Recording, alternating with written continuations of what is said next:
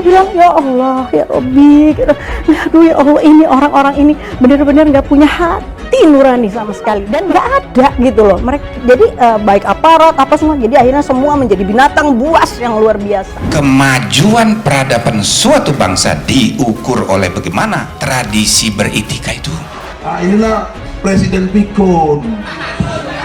Nah, kalau sudah pikun dan pembohong, mestinya presiden di impeachment. Peradaban ngeritik orang ilmiah itu dengan bahasa-bahasa diksi-diksi rasional, ilmiah.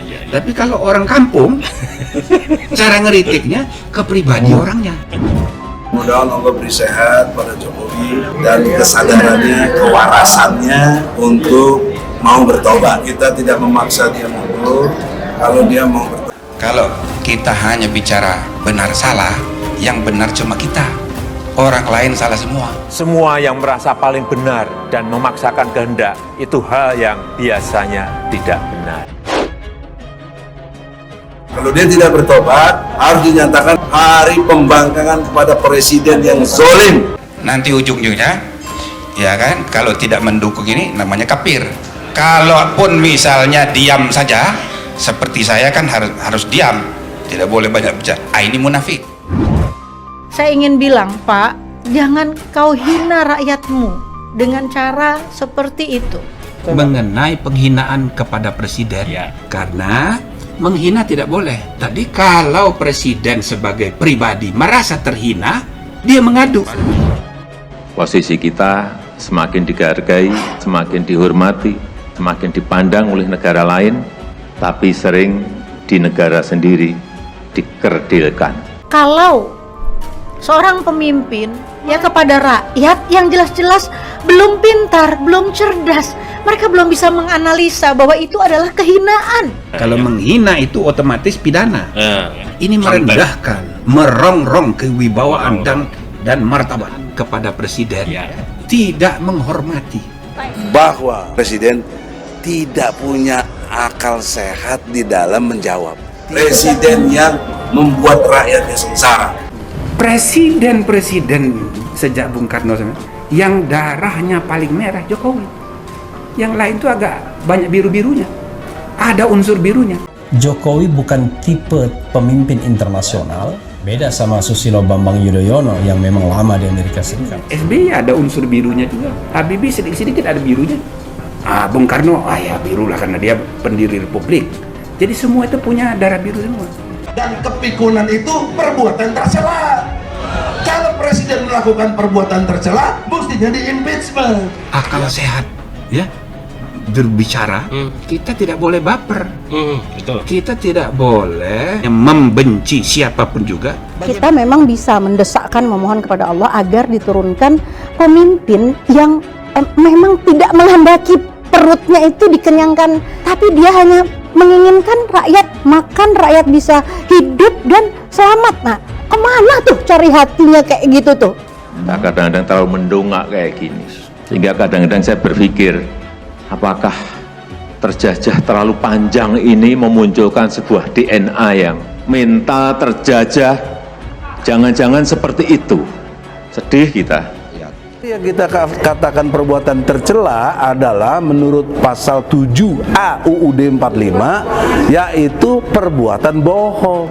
Kalau di pasal 207 KUHP, semua badan-badan umum tidak boleh dihina, tidak boleh direndahkan. Pikiran saya suka merenung gitu. Saya suka nangis, merenung gitu ya. Bukan karena apa-apa, tapi ya Allah, sampai di mana ini gitu. Indonesia ini rakyatnya bagaimana nasibnya? Ini rakyat berteriak, kami udah lapar, gitu. Jadi kuncinya ya tegakkan hukum. Jika ini dikaitkan dengan politik, udah susah. Politik itu hitam putih. Jokowi dalam gugatan kita ada 66 janji, 66 yang kita dibohongi, 66.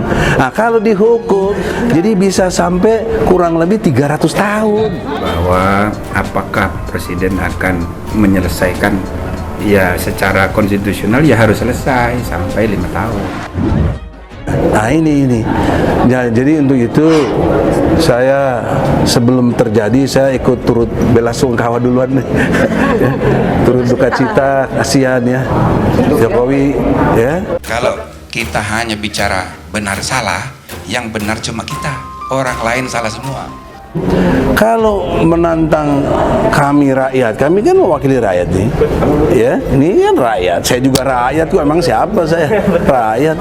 Kalau kita beragama itu hanya halal haram, yang halal cuma kita, yang lain itu haram semua. Jangan diputar balik, kita yang dianggap mengancam-ngancam lagi, karena banyak rakyat yang pendukungnya beliau nggak terima dengan gugatan ini, dianggap kita ini ngaku-ngaku mewakili rakyat yang mana katanya. Itu kan nggak masuk akal juga. Kita tegakkan aja aturan-aturan yang disepakati bersama secara demokratis. Rakyat yang pasti ya nggak dukung Jokowi lah. Kalau dilihat dari Pilpres 68 juta yang tidak dukung Jokowi waktu itu. Ditambah lagi dengan kelakuan seperti ini, mungkin yang didukung Jokowi udah pindah lagi nggak mau dukung. Bisa juga terjadi begitu. Itu kok kayak ditanya belain rakyat yang mana? Dan mental inlander itu, mental terjajah itu, mental inferior itu jangan sampai ya hilang-hilang. Jangan juga ada yang memelihara gitu. Mental seperti itu jangan dipelihara. Jadi saya juga udah ingatkan, umur kita kan nggak mungkin lah sampai 300 tahun deh. Kepikiran saya, jangan-jangan kita memiliki mental inlander, mental terjajah, mental inferior gara-gara DNA yang diturunkan di dalam mentalitas bangsa kita. Karena 350 tahun kita terjajah. Mental inferior, mental inlander masih bercokol di dalam mentalitas bangsa kita. Kemudian yang kedua, banyak sekali yang secara mendadak, baik waktu saya berdiri maupun saya duduk, datang kepada saya. Dan itu adalah negara-negara gede, negara-negara besar. Kepala negara yang datang. Ini ada apa? Perbedaan itu yang saya rasakan. Ratu Maksima juga menyebut aplikasi ojek online asal Indonesia menginspirasi untuk bantu UMKM di dunia. Inspiring examples I saw was in Indonesia. It's called Gojek. Gojek is a ride-hailing app which uses its digital ecosystem to help small businesses digitize their inventory management, marketing, payments, credits and sales. Now suddenly, these SMEs are connected to the larger world. Many of them make a leap forward and expand their business beyond their brick-and-mortar presence. Karena keinginan untuk promosi lebih gede, maka akal sehatnya dalam beberapa detik lumpuh tuh.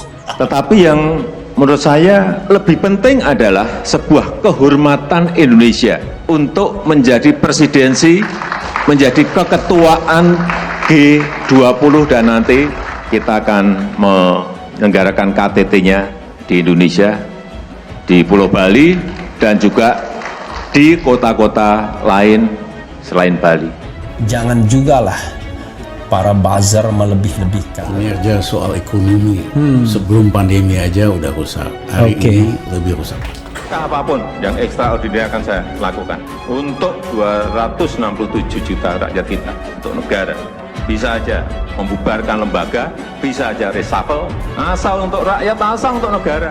Pertaruhkan reputasi politik. Jelas itu dia kerja itu luar biasa, kerja kerasnya.